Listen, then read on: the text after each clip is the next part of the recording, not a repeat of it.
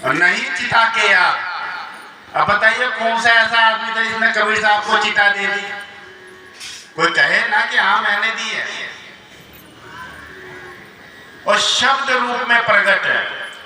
जितने भी कबीर पंथी है, जितने भी संत है, जितने भी सदगुरु है, जितने भी भगत ज्ञानी है, वो आज हम प्रमाण से कह सकते हैं कि शब्द रूप में बराबर से वो गाज रहा है।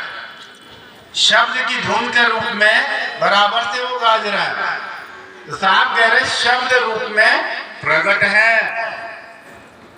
और उसका अनुभव करने के लिए आपको तो गुरु के पास आना पड़ेगा, सदगुरु के पास आना पड़ेगा। तो परमात्मा का जो विषय है, जो ज्ञान मार्ग है, वो अनुभव का मार्ग है। माता के पेट में यदि बच्चा होता है तो माँ ही अनुभव कर सकते हैं, पुरुष अनुभव नहीं कर सकता, क्योंकि रात भूसे उसे ही खाने पड़ते हैं। अब पुरुष को क्या पता, उसका अनुभव तो उसे ही होगा ना, दूसरे को थोड़ी ना होगा।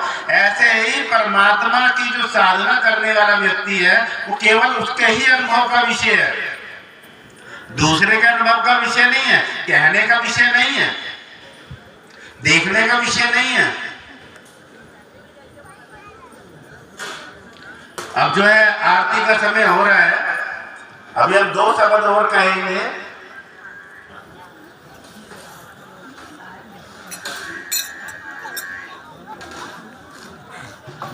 साहब का एक शब्द है कि हमको अपनी सूरत और ध्यान कैसे लगाना चाहिए, क्योंकि समय थोड़ा है, आरती का समय होने जा रहा है। तो साहब ने कहा या पीढ़ी मन को रमावे, मन को रमावे साहिब पावे, जैसे नटवा चढ़े बास पर ढोलिया ढोल बजावे, अपना बोझ लिए सिर ऊपर, अपना बोझ लिए सिर ऊपर, सुरत बास पर लावे। जिस प्रकार से आपने देखा होगा जो नट का जो नाच चलता रहता है वो एक रस्सी पे चलता है।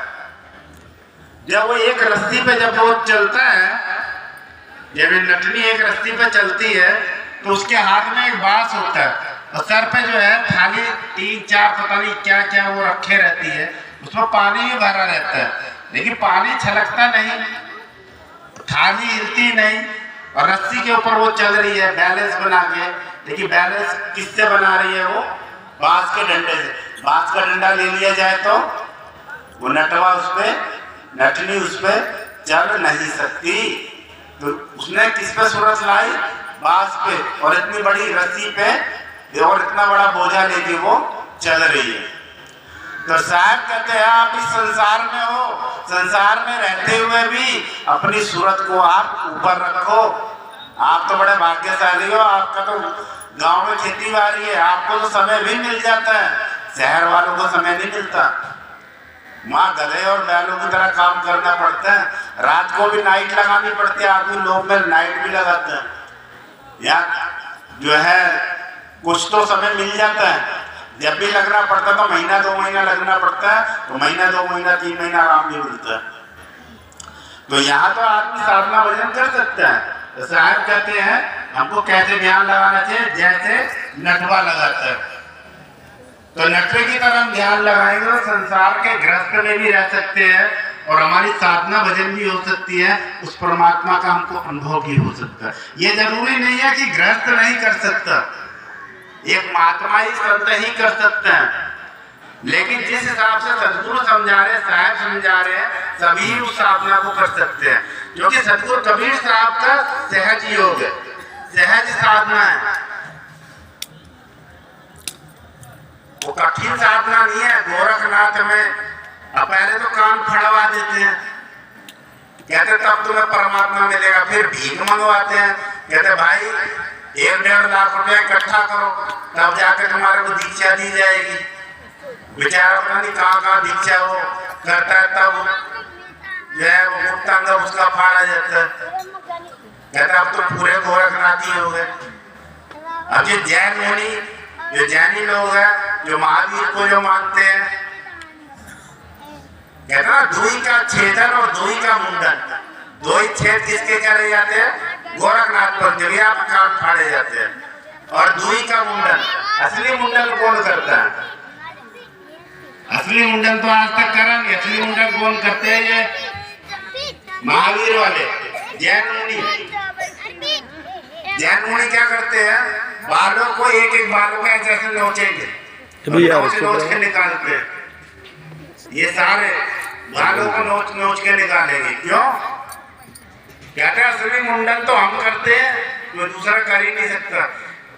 सर ऐसे मुंडन करने से, बालों को नोच नोच के निकालने से क्या होगा? हमको परमात्मा मिल जाएंगे। गोरखपंथी कहते हैं शरीर को लोहे से हम दाग देंगे तो परमात्मा मिल जाएंगे।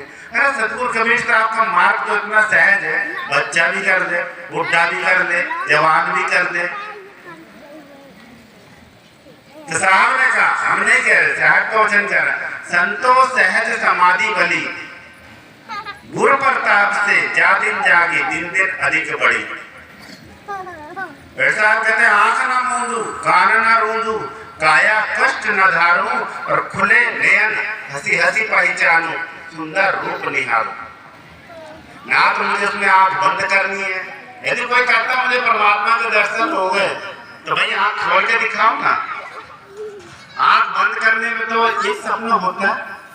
परमात्मा का आंख खुलने में भी होना चाहिए, बंद में भी होना चाहिए, दोनों में होना चाहिए। हम पत्थर की मूर्ति में आंख खोल के देख रहे, वो तो मुर्गे के समान है, हिलती नहीं है। लेकिन जो चेतन शक्ति है, जो हमको हिला रही है, ढुला रही है, कहीं ना कहीं उसके अंदर पावर तो है जो हमारे इतने बड़े शरीर को हिला रही है।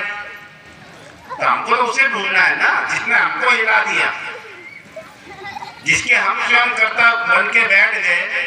हम उसे कैसे मान लें? जो हमारा कर्ता स्वयं है, जो हमको हिला रहा है, उसका उसे हमें उसका अनुभव करना है ना।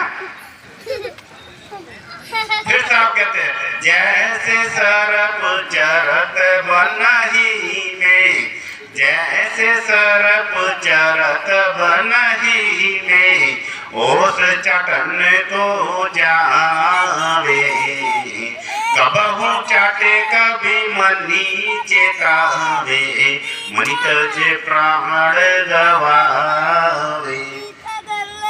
जो सर्प होता है, जो मणिधर सर्प होता है,